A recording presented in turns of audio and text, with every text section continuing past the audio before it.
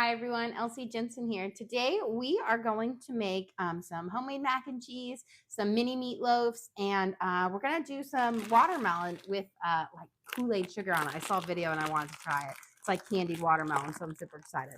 So I've got my pot of water boiling here. So let's get our noodles in, and we're gonna let them get all soft up for our mac and cheese. I'm gonna just do about 2/3 of it. I'm going to give that a little stir so that none of the noodles stick to the bottom of the pan. Here we go. And now let's start prepping for our meatloaf. I've got 3 slices of bread. I'm going to put them in our bowl. And then I'm going to cover it with some milk. And I use bread in my meatloaf, not breadcrumbs, because I find breadcrumbs really dry out the meatloaf. And the bread just makes it more tender and moist. So we're going to make kind of a paste with our bread and our milk. And you're just going to put enough milk in here to really soak up the bread, but not make it where it's just oozing with milk. So you want to just make it soaked. So it's going to be probably like a 1/3 cup for these 3. So you don't need too much. And then we are going to add in 3 eggs. And I'm going to use about 2.5 pounds of meat. I always have them like I prepackage my meat after I buy it in bulk. So it's around a little more than 2, I think, but not quite 3. So we got our eggs in here. Then we are going to add in about a 1/2 teaspoon of ground black pepper. And closer to a tablespoon of garlic salt. And now we're going to mince up some herbs. I've got some fresh parsley here and some green onions. And we're going to mince it up and add them to our meatloaf. Just take out any of the big stalks of it because those will then just be chewy in your meatloaf. There we go. And you can have a little bit of them. You just don't want to have the really big ones because they just won't get tender and won't be as nice. So we'll just get rid of these little stalks. And we're going to mince this up. This is going to be like close to maybe 1/4 cup of minced parsley. We'll give it a nice little slice over. There. So we've got our parsley. And then I have 2 green onions. I'm just going to cut off the very tips. And then we'll slice it up, and then I'll go over it like a little mince over it so you don't have any really big pieces of green onions. But this will add a nice little oniony flavor. If you don't have green onions, you could like caramelize up some, yellow onions, and those would be delicious in it as well.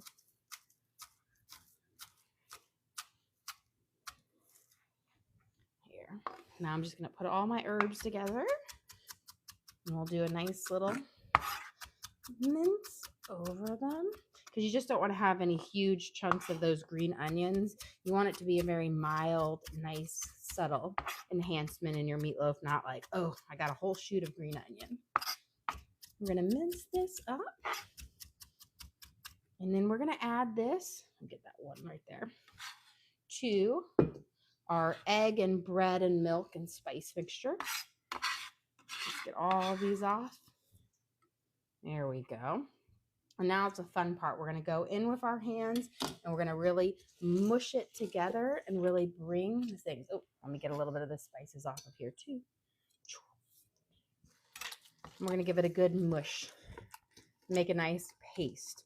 And this is going to be the binder for our meatloaf. So we're just really mush it.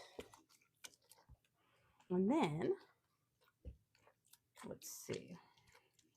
We're going to grab our ground beef here, and we're going to add our ground beef to this. And we're going to mush all of this together. It's going to be our good base for it. And as you mix it in, your meatloaf will form a thicker and thicker paste. It will bind together. But this will leave you with a very tender and moist meatloaf versus a dried out meatloaf. which can happen a lot with breadcrumbs or crackers. So try to use the bread and the milk. It really does work well. There we go. And let's see if I can open up my Parmesan here with one hand. Ha-ha. We're going to add in about a half a cup of Parmesan. I'm going to give it a couple shakes. There we go. And we're going to mush that in there. And this is just going to add just a great flavor to it. And it's just delicious. You can use shredded Parmesan if you want it. I have shaved, so I'm just going to kind of mush it all together, but it will melt and it'll just give you these nice subtle cheese pockets. Not really like intense, but it's just very subtle and lovely. Okay. Now we're going to do ours mini meatloaf. So I have a loaf pan here, and this is just so it cooks up a lot faster, because a regular loaf pan can take upwards of an hour to cook all the way through. But I find that the mini meatloafs lead for a more tender meatloaf. Hey, you have a question. What's mixed with the meat? They missed that part. Okay, so we did 3 slices of bread soaked in about a 1/3 cup of milk. And then we added some garlic salt, black pepper, and minced parsley and green onions, and Parmesan cheese. So we'll have just this lovely kind of savory meatloaf, and it will be delicious. I'm going to fill up my little meatloaf pan here, my mini loaves. Now you could always do this in a big meatloaf pan, but then it's going to have to cook a lot longer. And this will have it done much quicker. These will only take like 20 to 30 minutes max to bake, versus a full loaf can take up to an hour. It's like, think about it when you compare like muffins to a cake. Cake takes much longer. There we go. I'm going to push it through, and then I'll just go back and add to each one, trying to make them as even as possible so they all kind of cook up at the right time. There we go. We'll smush these in. Get all this last little bit. A lot of people like the mini loaf can. Where'd you get it? I believe I got this at Target. Although nowadays I'm sure you could find anything on Amazon that you wanted. That's typically my go-to. It's either Target or Amazon. But I feel like this one I did get at Target. And it's a non-stick one, which is lovely, because then you don't have to really spray it down or anything. But I make mini coffee cakes in here. It's just a great thing to do where you don't have to bake things as long. Mini banana loaves, delicious. There we go. So we've got them all patted down. I'm gonna give my hands a quick rinse. Get all of this off. There we go. And just wipe my hands. We're going to give our noodles a quick stir here. They'll still need I think probably like 2 or so minutes. I can tell they're pretty firm still when we do it. Now we are going to make our little glaze for this, and then we're going to put some bacon strips on it. So our glaze is really simple. It's just ketchup, ground mustard, and brown sugar. So it's kind of got a nice sweet hint to it. So we're going to put in here, I'm just going to actually take off the lid here. You're going to use about a cup of ketchup, because we're going to do 2 glazing periods. We'll glaze it after we put the bacon on, bake it, and then 10 minutes before it's about to come out, we're going to glaze it again, give it an extra thing. We're going to put about a half a cup of brown sugar. It doesn't have to be packed down. And I want to say a half a teaspoon of ground mustard. You can put more if you want, but I think a half is just fine. I'm going to take off the lid and give it a little shake. And if you like it a bit more spicy, you could add a little bit of Tabasco sauce if you wanted to, but I prefer more mild. We're going to give this a nice stir. This is kind of like a sweet sauce. You could also just use barbecue sauce if you wanted to, but this is delicious. Okay, we've got our ketchup here. Got now a half a pound of bacon that we had left over. And we're going to just put some little strips over the top of it to make our little kind of like a bacon wrapped one. So let's see. I think we'll cut each one in half and put it over this way because they'll fit better. Just go through and snip these up. You have a question? What brand of garlic salt do you use? I typically it's Lowry's. You can buy it in bulk at Costco, so that's what I mainly use. We do buy it in bulk. We do buy it in bulk in Costco. That's why I get it. But I guess I've always gotten it because I've always bought like Lowry's seasoned salt and then the Lowry's garlic salt. And I like it. And I know this is so not even a real reason, but it has the little specks of parsley in it, which you can't taste, but I think it looks prettier. So it's not a real cooking reason for it. It actually was a comment. It looks like there's something added to it. Yes.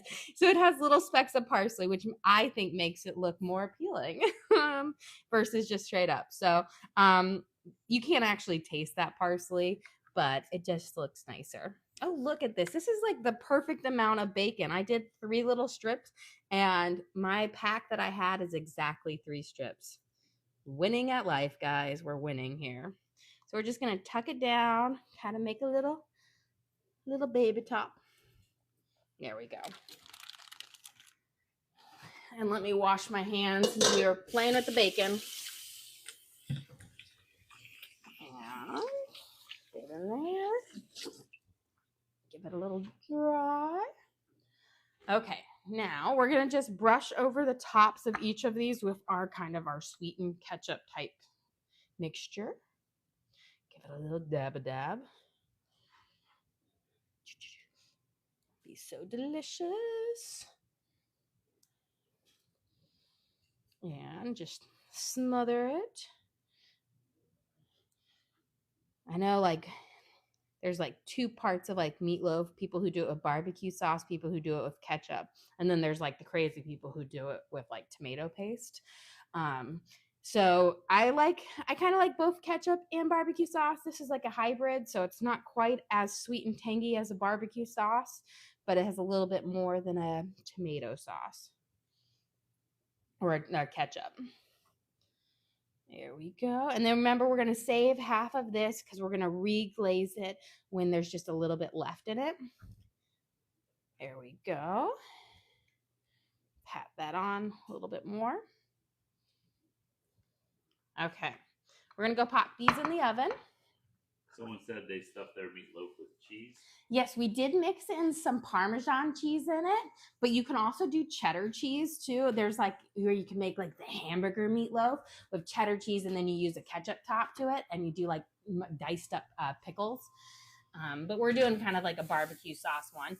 I have my air fryer setting at 425 because this will allow the bacon to crisp up nicely as well as cook it through. But if you don't have an air fryer setting, you could do convection bake at 425. Now, if you're going to do it in the full loaf pan, you're not going to want to cook it as hot. You're going to want to do it at like 350 and bake for an hour. I'm going to test my noodles here real quick, see how they are. Needs a little bit more. But let's start getting the base for our mac and cheese going. So I'm going to turn on my little wrong burner. My Dutch oven here. And we're going to put a whole stick of butter in. We're going to let it melt. And then we'll add in some cream, some milk, and some cheddar cheese. We're going to add part of the cheddar cheese now and make kind of like a creamy cheese sauce. Then we'll add more cheddar cheese in the mix-in part. So we'll do it in 2 bits. While that is melting, I'm going to wash my knife and my cutting board. Well, I actually just need to do my knife. I'll put my cutting board over because I don't want any herby taste on my watermelon. There we go. And I only have one big chef knife. I have like a smaller one with like a Santoku knife, but I love my big chef knife. Okay, let's give this a little stir around. We should get you a second one. I know, I was thinking about it, but this one this is my wedding gift. I've had this for like 17 years, 16, 17 years. I've had it for a very long time. So, and it's still kicking. I will say, invest, if you have the money, invest in a good knife set because it will last you a lifetime. This has been, I mean, we got it 16 years ago, I believe. I have to actually count it up. I don't know how long I've been married. Too long. I'm joking. But it is, they are really good. I have the whole Wusthof like butcher block set over there, and I have like the honing steel, so I just sharpen them up when they get dull, and they have all done great except one knife. One knife has gone missing, and I think it got left in a pizza box and thrown out at Evie's 4th birthday party. That's how I remember it because I had it then and I didn't have it the next day. So that was like 5 years ago. You have a question? Can you go over the recipe for the meatloaf? Yes. So the meatloaf is, we started out with 3 slices of bread and about a 1/3 cup of milk. Soak up that bread until it's nice and soggy, but not dripping. Then we added in 3 eggs, and then about half a teaspoon of black pepper, about a tablespoon of garlic salt, and then diced up parsley and green onions. So about a 1/4 cup of parsley and 2 green onions diced up, added in there. Then we mixed it all together into a nice paste. Then we added in about 2.5 pounds of ground beef and mixed. And then we added in about a 1/2 cup of Parmesan, mixed it together. Then we laid it into our little mini molds covered with bacon. Then we made our little sauce of ketchup. It was like a cup of ketchup, 1/2 cup of brown sugar, and about a 1/2 teaspoon of ground mustard. Basted it. Now they're in the oven. Okay, we've got our butter here, nice and melted. We're going to add in our cream. It's about 1/3 cup of cream. We're going to use a little bit of milk for any more if we need it, because I am out of cream, which never happens in this house, but it did today. And then we're going to add in about a little bit of cheese at a time until we've got kind of a nice thick cheese paste to it. I'm going to turn my heat down to medium, like right around a 5. And we're going to stir it slowly. I like to make a nice kind of cheesy paste first for my mac and cheese, like a cheese sauce. Then once we add in the noodles, I'll throw in more cheese, and then we'll do a nice kind of coating on it. Do you have a question? Do you know what you're making for dinner yet? Yes. So I think we are going to do fried chicken. Is that what we talked about it? I now completely forgot. You're the chef. I know. I think we said fried chicken and twice baked potato. Did I say twice? I don't know. I discussed it and now I've almost forgotten what we're doing. It's chicken because I got to use chicken, but I think we're going to do fried chicken and twice baked potatoes. And God, we're going to make up our mini sourdough. So I whipped together our little sourdough bowls. They've been proofing in my fridge and they're in like 6 different flavors. So we're going to whip those up, bake those up. So it's, and creamed kale. There we go. It's coming back to me now. It just takes me a little minute to remember. I normally don't plan ahead. So when I plan ahead, I forget. Okay, I'm going to turn this down. We're going to strain our noodles here. Turn this off. And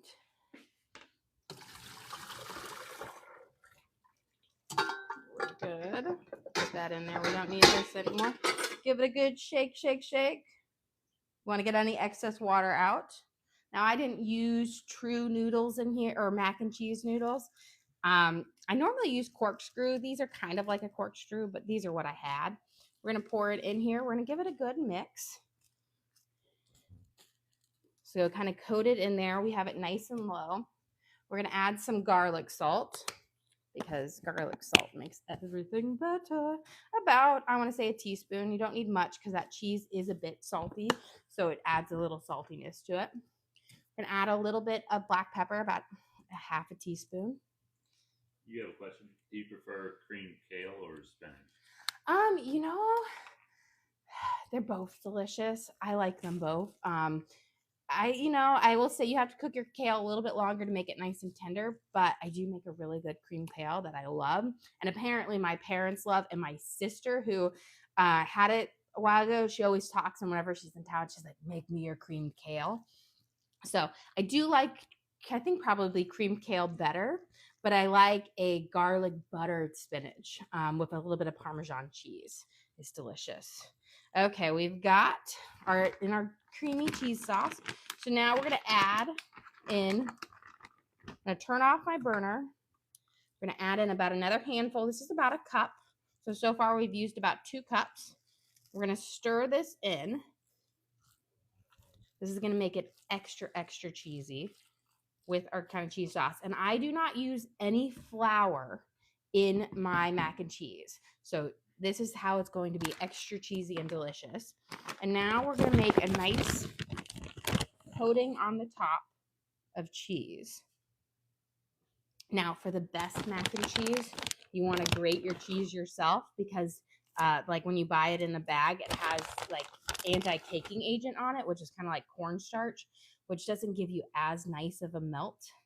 But let's be real here. Not everybody has time to grate their own cheese. So we're gonna have a nice bubbly layer. You gotta have this delicious thick layer of cheese on here. And I'm gonna just steal this piece of cheese. Delicious. Okay. Let me grab my pot holders because it's a little warm because we're gonna put this in the oven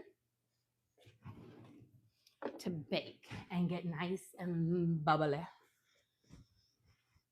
And that's where you start it off in your, I always do it in a Dutch oven because I can start it on the stovetop in the Dutch oven in one pan. That way you're not changing and putting another one, and it can go straight into the oven. Look at our beautiful little meatloaves here. We're gonna have to slide this over, get this in on the top. Oh, looks lovely, that bacon. Okay, we're gonna let that bubble up for 5-6 minutes. Doesn't take too long for it to get to bubbling, and then we can take that meatloaf out and do a quick glaze on it. And then our lunch should be pretty much ready. Shake off some of that cheese. Let's get our watermelon going here. I'm gonna put this right over here.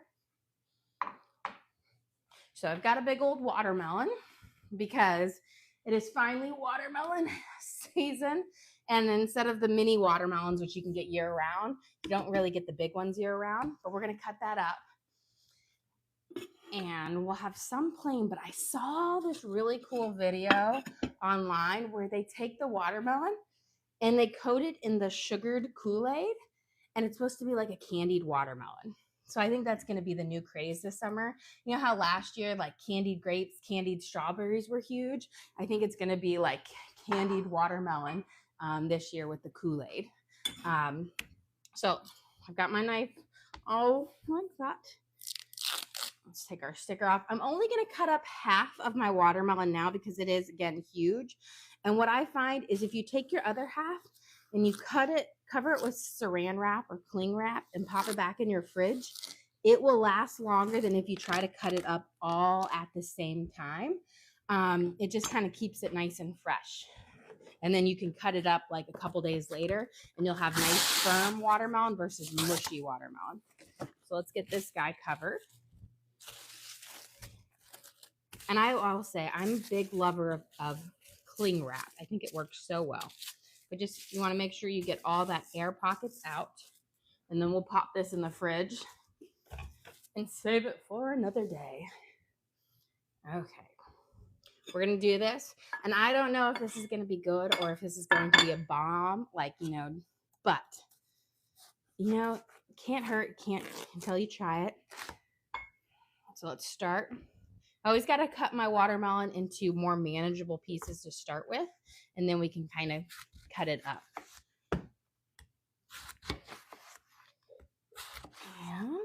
And I will say, once you learn to slice your own watermelon, it's going to save you so much money because you're not going to be charging people to like cut it up for you. And look, it goes pretty fast. And I just always put it down and then slide my blade across it. You will want a big chef knife for this. It will work much better than if you try to use a smaller one, just because your watermelon is much bigger and thicker. And don't get too close, is much bigger and thicker. And don't get too close to the rind because that green part is never good. We'll slide it through here. And this one, I can tell it is a very good watermelon. It is nice and firm. I will say the big watermelons, I think, taste slightly better than the mini watermelons. But again, you can only really find them in the summer versus year-round. The mini watermelons you can get all the time. Someone said they make preserves from the rind. Oh, I've never tried that. I know people who will candy the rind or pickle it, but preserves I would think would be really good at it. I always feel like the watermelon rind has more of like a cucumber flavor to it. Like it's not as sweet, but I think if you definitely mixed it with sugar, it would probably be pretty good. Okay, let's get this first batch out. And cut this one off. I always just kind of toss that guy. No need to do the extra work for that little bit. See, growing up, so I am the youngest of 10. So I grew up in a big family, and we would essentially, one big watermelon would feed us all during the summer months. So there was never, we'd go on our camping trips and we would eat the whole watermelon in one way. There's no way, there was no saving for later. But nowadays, even though we're a pretty big family, we're a family of 7, so I've got my 5 kids. My parents, we don't go through a huge watermelon like we used to. You have a question? How can you pick out a sweet one? So the sweet ones, you want to look on there, and you know how you have there's always like a white spot on your watermelon? Pick the one that is the yellowest. That yellow spot means that it's going to be sweeter, and you want them to have even veining. How you have those stripes around it? You want them to be even. Darker green typically yields a sweeter one. But you want to make sure that white spot is yellow, because if it is white, it means that it grew really fast with a big rainfall.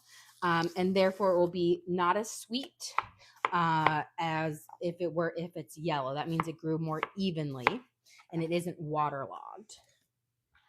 Okay.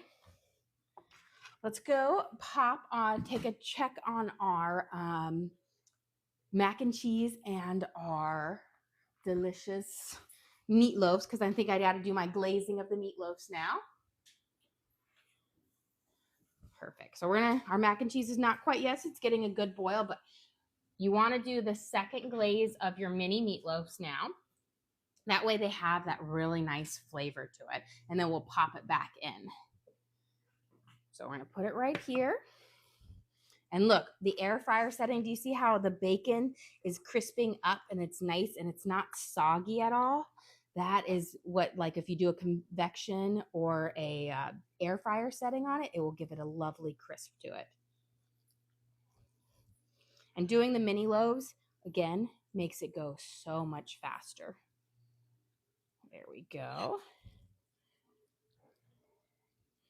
Pop these, covering it. This again is our ketchup, brown sugar, and dried mustard sauce that we're going to put over. It's a nice kind of sweet glaze. And you always want to do again right before the end, because then this will kind of caramelize up a little bit, give it a nice little sugary kind of sweet, tangy crust. And I'm just going to try to get the rest of this all on here. And we'll pop this back in to our oven. And these should be ready in just a few minutes, along with our mac and cheese. And this is a great way. And if you don't have a mini loaf pan, you can always do it in a muffin pan. So they won't be little loaves, they'll be like little muffins, but it's the same concept, and they will cook just as well. So we're going to pop this back in there, and we're going to let this barbecue sauce the sugar, or not barbecue sauce, ketchup and sugar kind of caramelize up. And you can see our mac and cheese is getting nice and bubbly. We want to get that real kind of brownish bubble on the top, and that's when it's going to be perfect. Okay, we're almost done cutting up our watermelon, and then we get to do the fun little like flavors with it. So we'll get through here and pop these apart. I love watermelon. You can do so many things with watermelon that other than just eating it fresh. You can do like a watermelon granita where you blend it up and add a little bit of sugar to it, and it's kind of like a drink. You squeeze some lemon or lime juice over it. So good. Watermelon sorbet, pickled watermelon, which is really good on like tacos and stuff like that. It's, you know, it's a little bit different, but it is delicious. Which is a really good watermelon. It's always the worst when you buy one and you think it's awesome and then it's like mushy and not sweet at all. It's always so sad because you're like, oh. And I will say watermelon is a great kind of frugal fruit because it's pretty cheap. Like it's for how much you get. Although it is like 90% water. Has great magnesium in it. They always say in the summer, eat watermelon. It helps prevent you from getting dehydrated. Because that magnesium in there, it just has some great electrolytes in it. And I've heard people who take the watermelon and they freeze it just like straight up, like and then you kind of like suck and chew on it, like almost like a popsicle. Okay, let's get these seasoned up. So I've got two Kool-Aids here. I've got the tropical punch and the grape. I feel like I remember as a kid, I'm gonna take this out of the way, move it. I used to ride my bike out with my sister, and this was in Iowa, in Ames, Iowa. We'd ride our bike out to the Hy-Vee there, and you could buy 10 of the Kool-Aid packs, not the ones with the mix in the sugar, but the straight up Kool-Aid packs for $1. And I just remember you'd go out there and we'd have like maybe $5 between us, and we'd buy all of our little snacks and treats. And I was always like, oh, we get the Kool-Aid. We're going to have the best drinks, better than water. And there was always sugar at home. And it was so yummy. And now I feel like we have the Kool-Aid jammers we get for our kids, like especially when we go to soccer games, the little ones will drink those, or like the Capri Suns. But the Capri Suns when we were a kid were bougie. Okay. So you want to use the sugared Kool-Aid, not the mixes, because those will be really tart. And what I saw is you just sprinkle it over, and then you're going to mix it in. So we're going to start with a little bit. Again, I don't know if this is going to be a bomb or like a bust or going to be amazing, but I saw the video on this and I was like, oh, I think my kids will really like this. I even wonder if you were to like pop them into the freezer after this, if they would be delicious. Like frozen little ones, kind of like the candied grapes. Okay, I'm going to try one, guys. Oh my gosh. It's actually really, really good. I didn't know if it would be too sweet. I mean, I love grape, but that is actually really, really good. It's you don't really taste the watermelon. It's just refreshing grape kind of Kool-Aid thing. I think I'm onto something here. I think whoever created this, I'll give kudos to them. Whoever thought to try it, it's amazing. I know like you have like the, where you put that like, what is it called? Like tangent. It's the tamarind rind powder on that. So I think this is like a better one. I don't like the taste of tamarind. This is a tropical punch. I always fail if this doesn't turn out. We have Kool-Aid to drink, you know. And we're gonna sprinkle some of the tropical punch. I feel like the lemonade would be really good too. Like the country time lemonade would probably be delicious. Okay. You don't need a lot because I will say this is pretty sweet. Mix it up. I will say the grape, guys, is delicious. We'll do the tropical punch, and I think I don't have any Kool-Aid or any lemonade. If I had the lemonade, I think the lemonade would be the win. And you don't want to get, I guess you could probably do it with the sugar-free if you wanted, like the fake sugar added in ones, but the real sugar. Let's mix it around. Probably should have done it in a bigger bowl, but you know, life's life. Let's try this, guys. This is the tropical punch. Really good. I'm not sure which one I like better. We'll have to do a taste test with the kids. But here we'll have our plain. We have our grape Kool-Aid. We have our tropical punch Kool-Aid watermelon. Fun little treat. I think they're going to even better when you have it ice cold out of the fridge. But these are going to be, they're so, I'm super excited for my kids to try them. But let's get our dinner, our lunch out because we are ready to eat. It should be all bubbled up now. But surprising, really delicious, guys. I was so hesitant. I saw a video and I was like, oh, this looks really cool. Let's try it. I always like it when it's something that's good. Okay, beautiful. Let's grab our mac and cheese. Look at our beautiful, cheesy, bubbly crust on it. That is what you want because you've got to have that nice, chewy, cheesy crust. And then I'm going to grab my bacon wrapped. And then look, do you see how the second glaze on these just gives it amazing on there? But again, look at our beautiful cheesy mac and cheese with that nice cheddar cheese crust. So we made a cheese sauce, then we mixed in about a cup of shredded cheese, and then we coated it with about a cup of shredded cheese or cheddar cheese for this just ooey gooey bubbly deliciousness. And then here is our bacon wrapped mini meatloaves, where we did our second glazing of our ketchup, brown sugar, and mustard sauce on the top of it. And you can see the bacon poking out, but made of just ground beef, bread, eggs, and some spices for just deliciousness. Oh, and a little bit of Parmesan cheese. Let's serve up our lunch today. It's gonna be ooey gooey, deliciousy goodness. Let me grab a spatula or spoon for this.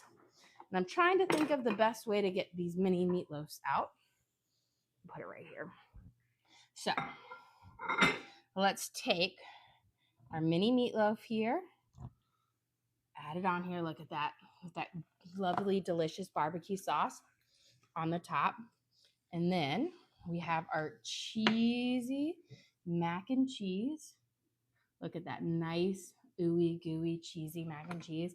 And then let's not forget, we've got some tropical punch watermelon, some grape Kool-Aid watermelon, and then of course you can't forget the good old-fashioned regular watermelon. So just a nice kind of cool, fun, homey little lunch today for the kids. Everyone's like it. I'm super excited about the watermelon and how they're gonna love that.